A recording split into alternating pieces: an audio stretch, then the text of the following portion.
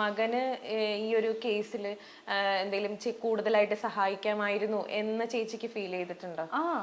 അവൻ അതായത് എന്നെ ഈ അറസ്റ്റ് ചെയ്യുന്ന സമയത്ത് എനിക്ക് ആരുടെ മേലെയും സംശയം ഉണ്ടായില്ല.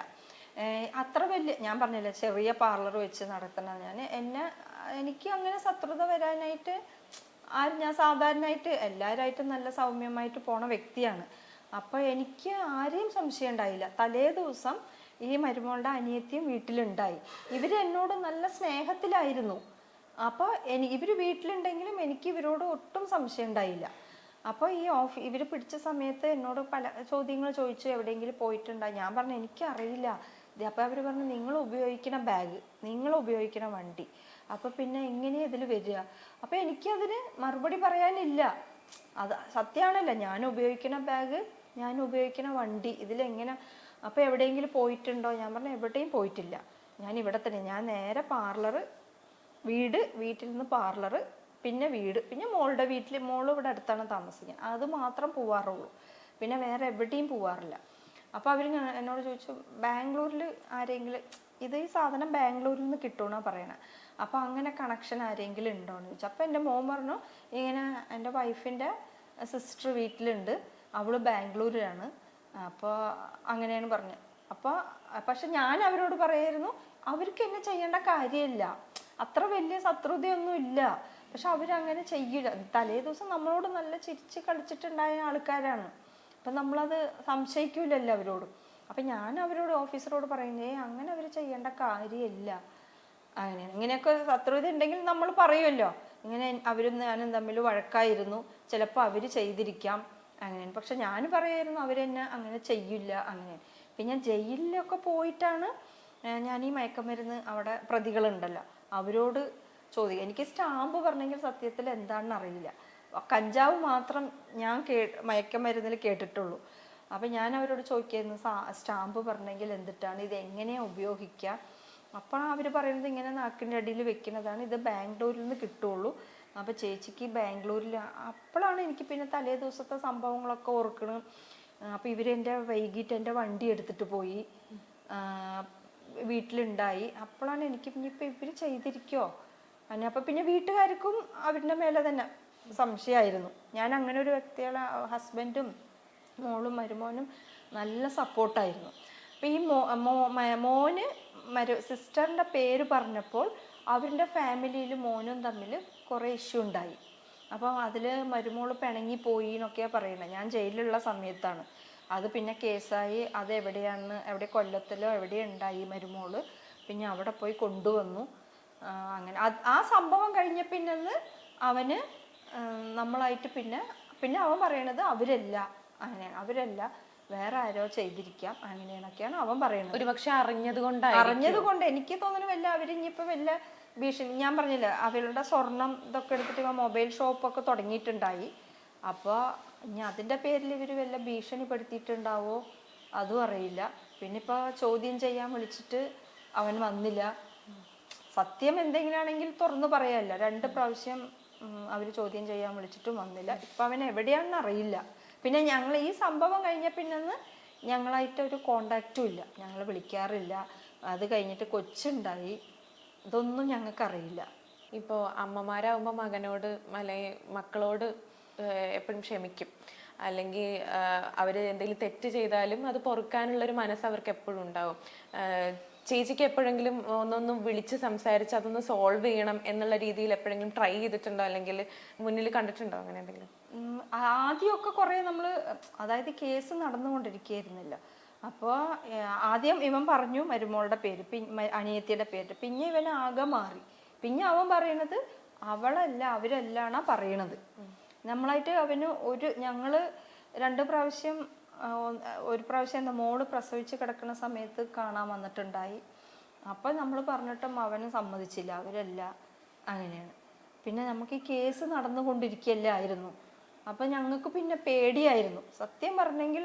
ഇനി വീണ്ടും നമ്മൾ അവരോട് പോയി, ഇനി വീണ്ടും നമ്മൾ എന്തെങ്കിലും, ഇപ്പം ഈ എന്ത് കാരണമാണെന്ന് എനിക്കറിയില്ല ഇവരിങ്ങനെ ചെയ്തത്. എൻ്റെ ഭാഗ്യം, ചിലപ്പോൾ കൊല്ലാതെ വിട്ടത് എൻ്റെ ഭാഗ്യം.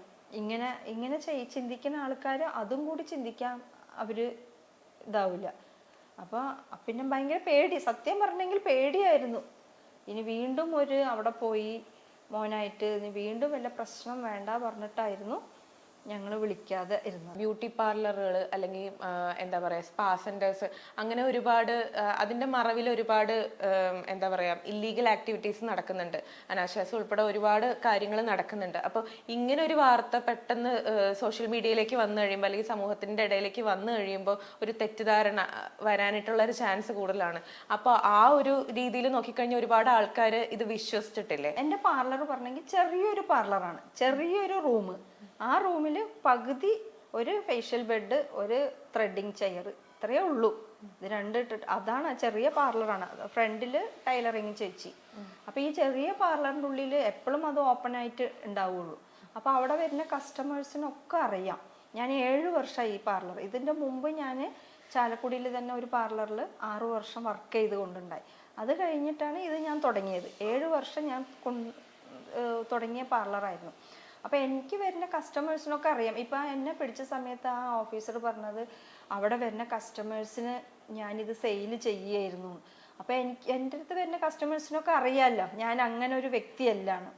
അപ്പോൾ അവരെല്ലാവരും രണ്ടാമത് ഞാൻ തുടങ്ങി പാർലർ, എനിക്ക് തണൽ അവർ തുടങ്ങി തന്നായിരുന്നു. അപ്പോൾ എനിക്ക് പഴയ കസ്റ്റമേഴ്സൊക്കെ എന്നോട് വരുമായിരുന്നു. അവരൊക്കെ ആകെ, ഞാൻ അങ്ങനെ ഒരു വ്യക്തിയല്ലല്ലോ, സ്ഥിരമായിട്ട് കുറേ വരുന്ന ആൾക്കാരാണ്, ഞാൻ ഇങ്ങനെ ഒരു വ്യക്തിയല്ല.